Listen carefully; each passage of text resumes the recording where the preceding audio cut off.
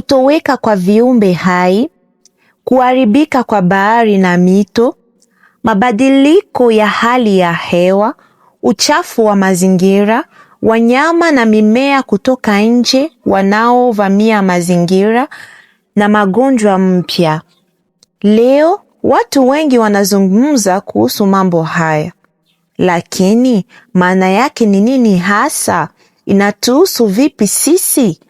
Na tunaweza kufanya nini ili kulinda na kuokoa dunia yetu? Haya ni mambo muhimu, lakini wakati mwingine ni magumu kuelewa.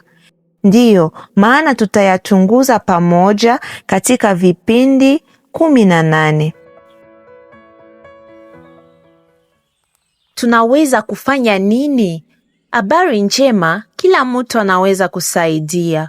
Usafiri, kutembea, kutumia baiskeli, kutumia usafiri wa pamoja, kupunguza kutumia gari. Ndege hutumia gesi nyingi sana. Chakula, kupunguza kula nyama, kula chakula cha karibu, kuepuka chakula kilichofungwa sana. Taka, kutenganisha taka, kuresikle, kutengeneza compost. Ununuzi, kujiuliza, nahitaji kweli hii kitu?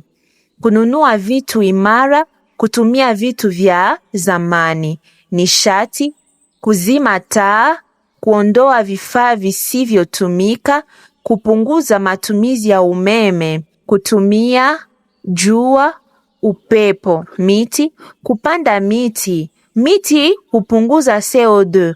Pamoja tufanye kazi na wengine, nchi zishirikiane. Lengo ni kupunguza joto la dunia. Tumefika mwisho ya kipindi hiki.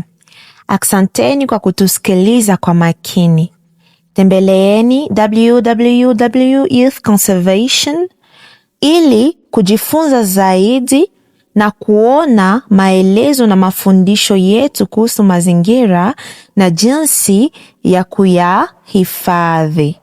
Tutaonana tena katika kipindi kijacho. Karibuni tena.